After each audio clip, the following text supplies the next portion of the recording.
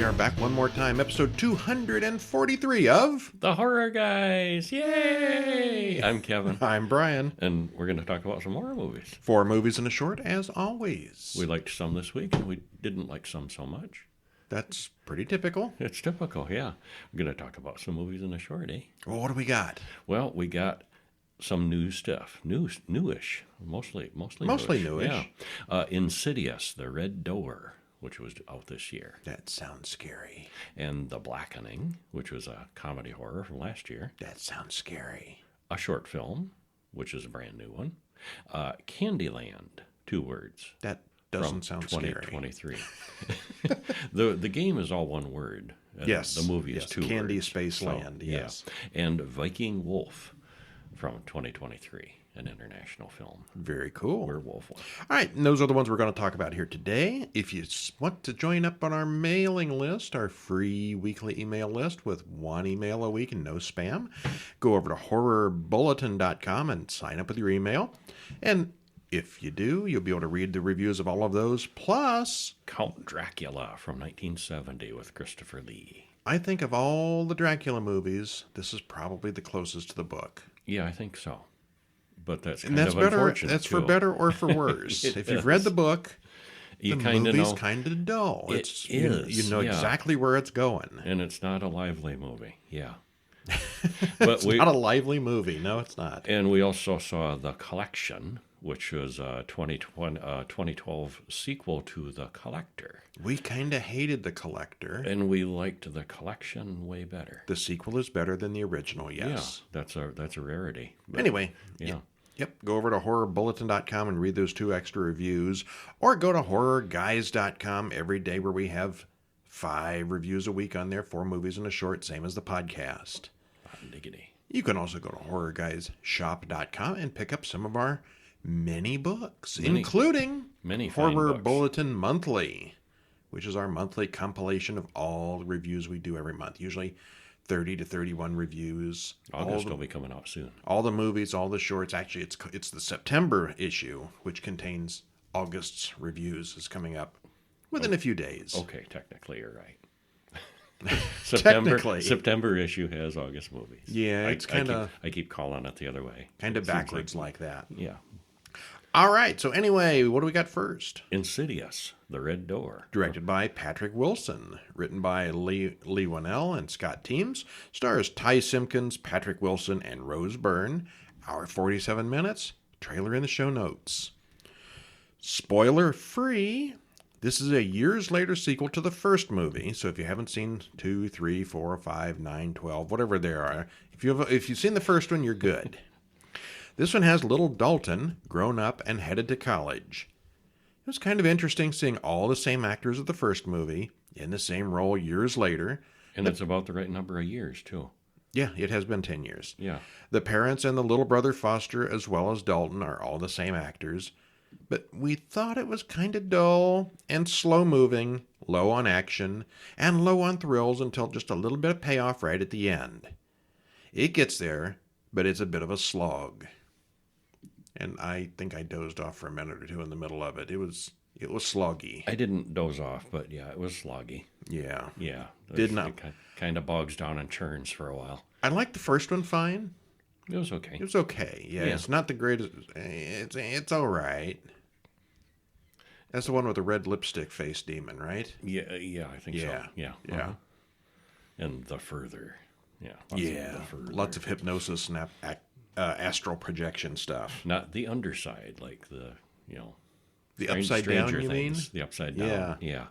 Or The Furthering, or the next movie, The Blackening. It's not all the same. And the Poltergeist movie did that. The Poltergeist remake, we got to see it's the same kind of thing where it's alternate dimension. That's overlapping with ours. Yeah. All right. Well, spoil it for us. What happens? I am going to. Well, maybe not all of it because it's pretty new. Yeah, not everybody's seen it. We don't want to spoil it too much. But you know what I realized seeing this, and then we recently rewatched Aliens, how much I have mixed up William Hope and Patrick Wilson over the years. And for a while, I thought they were the same. I thought it was Patrick Wilson in Aliens. Lieutenant Gorman, the head of the Marines. Which I didn't even know that actor's name until you mentioned this a week or so ago. Yeah, for years I was thinking that was Patrick Wilson in Aliens, and then I realized, it's a little old for that. And there's an age difference. Yeah, but the resemblance is there anyway. It confused me. But we're talking about the Red Door. So, Josh Lambert and his son Dalton. This is a flashback to the original. This is immediately after the events of the original. They get hypnotized by Carl to forget all about the last year and the further. They will all only remember that Dalton was in a coma and recovered. Yeah, I don't think hypnosis is nearly as strong as this movie to repress implies. All of that memory. Yeah, that's pushing it. This hypnosis is so strong, the entire plot of this movie is because of that hypnosis. And 9 years later, they still haven't remembered. Well, Josh's mother, Lorraine, has died, and everyone is there for the funeral. Dalton and Josh don't get along well anymore. Carl the hypnotist is there, and he pretends not to know Josh. But Josh has a weird feeling about the man, and doesn't quite remember. Something on the tip of his tongue about that guy. Well, we see something creepy behind Josh as the credits roll. There's always something creepy behind Josh. Yeah, he does that a lot. Well, Josh drives Dalton to school. Dalton's an art student now, taking classes with Professor Armagon. And other professors, probably. She's the only one we see. Josh tries to be friendly, but Dalton is aloof and mostly gives Josh the silent treatment. Josh apologizes for being foggy the last few years. Chris Winslow, a girl, comes in, and she's his new roommate. That's not supposed to work like that. This is one of those comedy of errors where she's got a androgynous name, and so the computer matched her up with a guy, and they're not supposed to be that way. Because computers know androgynous names like Chris. That's got to be a guy, right? Yeah, yeah, computers think like that. That happens in movies sometimes. So anyway, they're stuck as roommates for now, and there's an argument between Josh and Dalton. Josh kind of cries all the way out to his car. Well, Dalton and Chris talk about themselves. They get along good. Dalton says he forgot an entire year when he was 10. He also admits that he's afraid of the dark. Well, Professor Armagon is strange and kind of mean, telling the students to tear up their favorite drawings, except for Dalton's, whose work she likes. And then she does this kind of almost hypnotic thing where she tells them to go into a trance almost and draw whatever their soul tells them. And he draws a door. Well, elsewhere, Josh dreams about that same red door. You notice whenever anybody goes off to school somewhere, they're taking art or something visual. You never see them like sitting through algebra class. No, just the good stuff. Yeah. Yeah. Well, Josh decides to go for an MRI to figure out why he's so foggy all the time. Strange things happen inside the big machine. The door is open, someone tells him. Well, the doctor tells him he just went to sleep in the machine, and the test went fine, there's nothing wrong with him. So the doctor suggests counseling. Well, Dalton has a similar experience in his dorm room. They seem to be kind of linked here. Dalton and Chris go to a frat party. They get separated, and he sees some strange things, but Chris thinks he's kind of lost his mind. She eventually asks him, and he does admit that he's seeing things.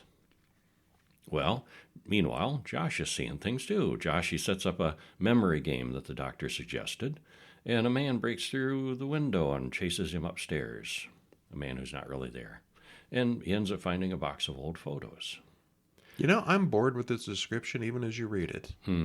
This is not an exciting movie. Well, it kind of goes back and forth, and they see things How that aren't scary there. is forgetting things because of hypnosis. And we know that's what is going on. The memories are breaking loose, and they're starting to see things, and oh my God, we're an hour and 20 minutes into it by this point. It gets awfully sloggy, yeah.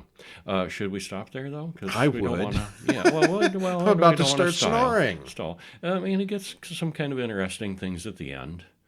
Their memories do kind of come back, and stuff does happen more toward the end, but yeah, it just didn't seem worth it. Okay, well, it's got creepy lighting and atmospheric effects, and it all looks really good. Of course, it's a very high-release movie, high-release budget, so it should. But it's so slow and boring. For the first 90 minutes, Josh and Dalton see things that may or may not be real. Literally nothing real happens until the very end. The majority of the film is just Josh and Dalton trying to break the hypnotic block placed on them. It's predictable, generic, and boring as hell.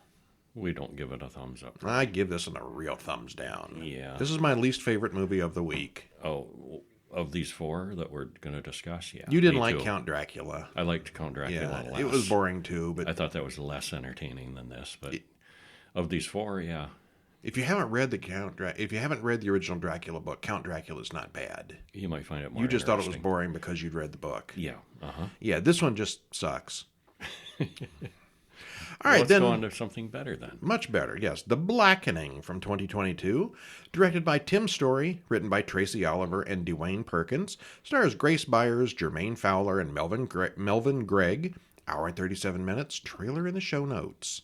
Spoiler free, what happens? Well, this was very well done and very funny while still keeping the horror elements.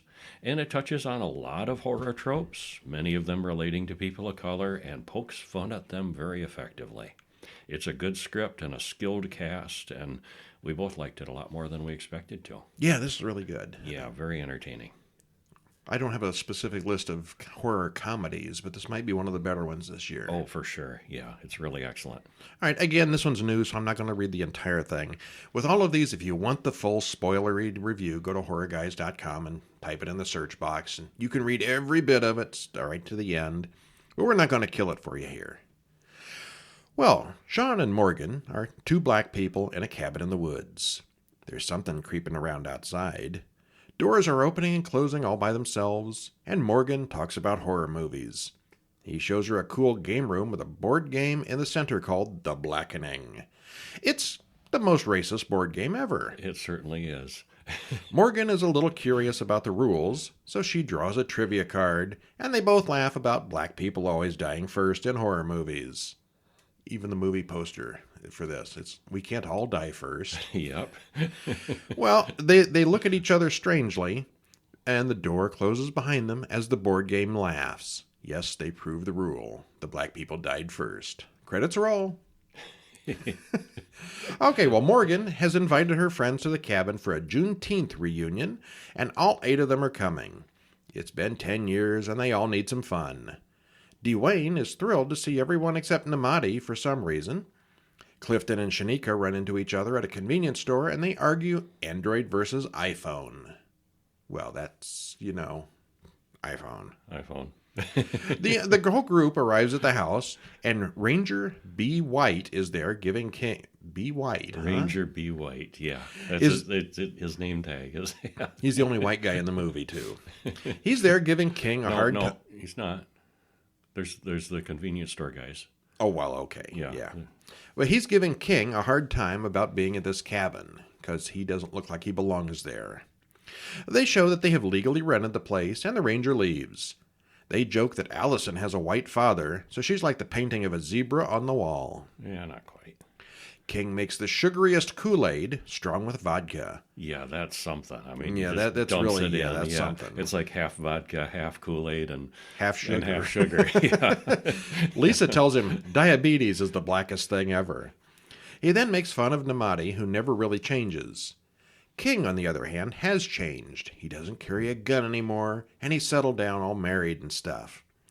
Dwayne is all introspective and moody until the Molly kicks in. Lisa and Namadi get it on, just like they used to back in the day. She's cheating on Dwayne. Before long, everyone knows their secret. Well, Shanika arrives, and she brought Clifton with her, and he's a nerd. Everyone wonders where Sean and Morgan are, but they don't get too upset at their absence. Yeah, I think he was channeling Urkel a little bit. A little bit, yeah. Yeah. Everyone's having a good time until the lights go out. Then they all wander around in the dark until they find that game room from earlier. And that game is just something. They find the Blackening game. Yep, and no one's interested in playing that. But each person has their own custom-made avatar in the game, even Clifton, who wasn't actually invited to the party. The door closes and locks them in. The TV switches on, and the Sambo face on the logo shows us that it's not broadcast TV. Yeah, it's like that old hold pattern. I think it used to be With the Indian a head? Native American head Yeah, in the middle, and instead it's a Sambo head. Yeah. Custom made. Well, in the Blackening game too, It's the has same the head, most yes. the most stereotypical the old style There used I to think be it's Sambo, the cartoons character. And, Yeah. yeah, Sambo. It's a Sambo head in the timer dial in the middle. Yeah. Well, they watch Morgan tied to a chair on the TV, and the TV speaks and it knows their names. If you answer 10 questions correctly, you are all free to go. If not, she dies. Refuse to play, and you die, just like Sean did. Well, the timer on the game works by itself, and the voice from the board speaks to them. They get the first 9 questions right, but then the game cheats about the TV show Friends, which no black person should ever admit that they watch. Yeah, that was quite they're struggling to... Wasn't the question something along the lines of black people on Friends? You name 10 black people who appeared on Friends. And they barely come up with the names. They answer it, but and that's then, not the answer. No, the correct answer is no, you should never watch that. Well, the game room door opens, but they can't get out of the house. King then pulls out the gun he denied having earlier and shoots through the door, which releases the killer, who shoots King with an arrow twice. Are there any white people who want to kill us? And somebody answers, well, potentially all of them.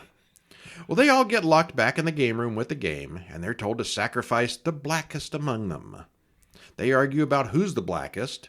When Clinton admits he voted for Trump twice, they all decide he needs to die. So well, we should stop there. Yeah, we probably should. Yeah. Will Clifton die? Maybe. Maybe. What will happen next? Will they all die? Because, it's the Blackening, and it's black people in a horror movie. But the poster says we can't all die. You're left wondering. Yeah. Well, there's a lot of funny bits here. I especially liked it when, at one point, Namadi pulls out a gun and points it at somebody. He's got his hand twisted sideways gangster style. Yeah, and one of the other Clifton reaches over and twists it Don't do it straight like up. that. Yeah, twist. don't do it like that. There was a joke there about the O'Reilly Auto Parts song being so catchy. I don't get that. I don't. It's not that catchy, but yeah, I don't know. Well, most of the humor is African American related. Is that something that I don't know? Do they cater to black people? No, O'Reilly. It's just a car parts store. Yeah, so far as I knew. Well, it plays on a lot of horror tropes, many involving people of color, and they really nail it on a few of them. Yeah, it was. It took a long time for me to figure out what all the jokes about spades were. They're talking about playing the card game Spades. Uh-huh. And the more you think about it, the worse the joke gets. Yeah, it does. Yeah. Well, anyway, then we moved on and we watched a short film called You're Not Home from 2023, directed by Derek Ugochukwu, written by him also. Oh my goodness, these names. Stars Ashraf Tumahirwe, Aaron Katambe, and Barry McAvoy. 10 minutes, 26 seconds. And this is one you can watch right now on YouTube. Just click the link in the show notes. And you should, because it's very good. What's it about? 2 African brothers look at some strange mold growing on their ceiling, but they don't want to complain about it. This is like a housing unit, apartment kind of thing. At dinner, they see something nasty in their soup. Some girl tried to expose the food, but she got deported, so they can't complain. This is like some sort of immigrant halfway house. You know, people come over on a boat and they stay here before they get transitioning to citizenship and jobs and so forth. They're recent immigrants, and they're in the process of getting settled in Ireland. And they don't want to cause any trouble. Yeah, they don't want to have to be forced to go back, so they're kind of stuck. Well, the brothers continue to hear and see things, telling them both to go home. The older brother tells the younger that everything was going to be fine. It's not fine. Yeah, not so much. Well, it's definitely similar in a lot of ways to that movie His House from 2020. Where there's a link here in the description to go see the review on that one. But with young brothers instead of a married couple in this one. As with that film, it shows an aspect of life that most of us never see. How terrifying is it to be an immigrant in a very strange new world? You did say it was Ireland, right? Yeah. Yeah, very strange. Okay. It's bad enough even without supernatural visions and monsters. Yeah, it would be. Yeah, that would be terrifying and upsetting to be uprooted like that. And then deal with ghosts under the best circumstances. Yeah, and then something like this happens. And next up we have Candyland from 2023, written and directed by John Swab, stars Olivia Luccardi, Sam Quarton, and Eden Brolin. Hour 33 minutes. Trailer in the show notes. So if you say it in the mirror 3 times fast, a game appears on the table for you? Candyland. Oh, that's different. No, when you say it 5 times in the mirror, a truck stop hooker appears on your table. Okay. Well, there's plenty of sex and violence in this one, with a little cult religion thrown in for good measure.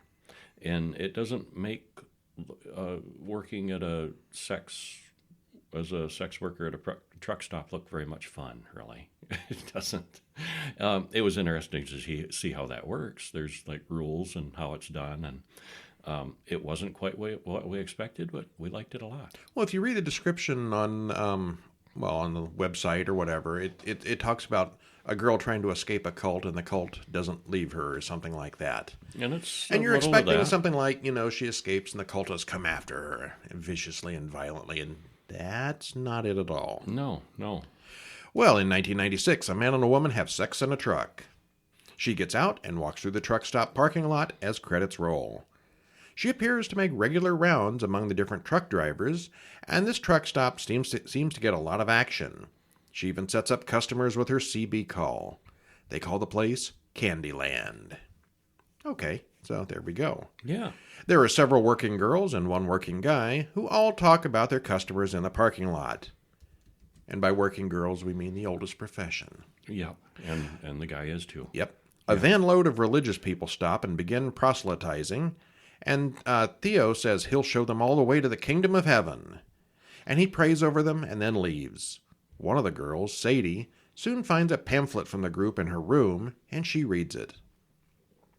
Well, Sheriff Rex drives by, and he wants Levi to go with him to do something we don't get to see much of on screen. Sheriff Rex likes Levi a lot. Yeah, he does. Yeah. Well, Sadie finds one of the religious girls, Remy, in her spot, and she's been abandoned by the others.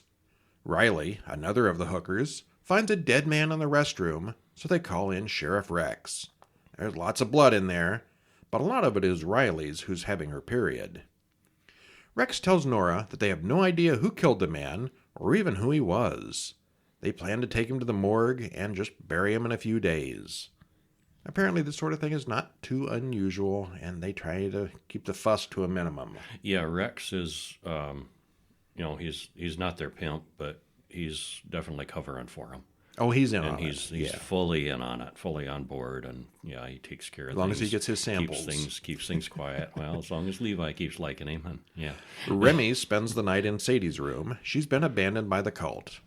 The next morning, all the characters converge at the truck stop for breakfast, and they all have fun showing Abby what normal people eat. She's never seen a hot dog before.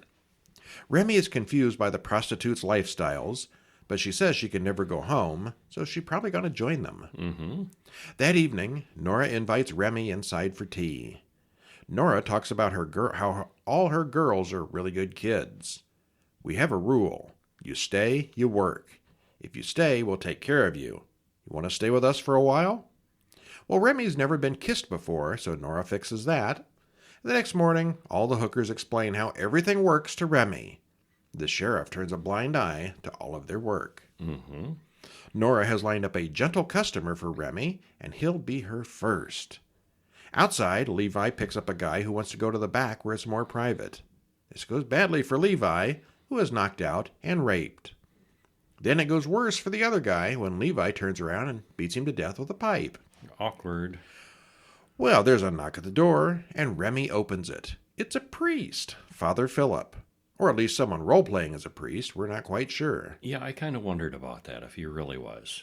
It could go either way. It could go it's either, never really, it could it's go never either really way. explained. Yeah, he's weird either way. He's very soft-spoken and quiet, but she's afraid of him because she's never done this before. He then takes his teeth out, and things between her legs gets weird. She resists a bit, and he starts to struggle until she kills him by squeezing with her legs. We should stop there. Then she probably should, yes. And that was unexpected. I was not expecting that. There's a lot of unexpected in this. Yeah, there is. Okay, so keep in mind now, when you're watching this is absolutely a Christmas movie and belongs in the Christmas rotation. It is Christmas time, yeah. Ho, ho, ho. Yeah, one guy even shows up in a Santa suit. Well, the movie trailer makes it sound like it's about a cult, but that's not it at all. At least not mostly. That's kind of in the background. It's very, yeah. Yeah. It's well-paced and looks really good. I actually learned how truck stop hookers work, so it's even educational. It is how they do the signals and various things, at least in 1996. That's true. This was in the past. Now they might use an app for that. Well, I think that's why it's 96. There's no cell phones. Yeah. There is plenty of blood and murder to go around, and it is surprisingly good. Yeah, it was. If you like sex and violence.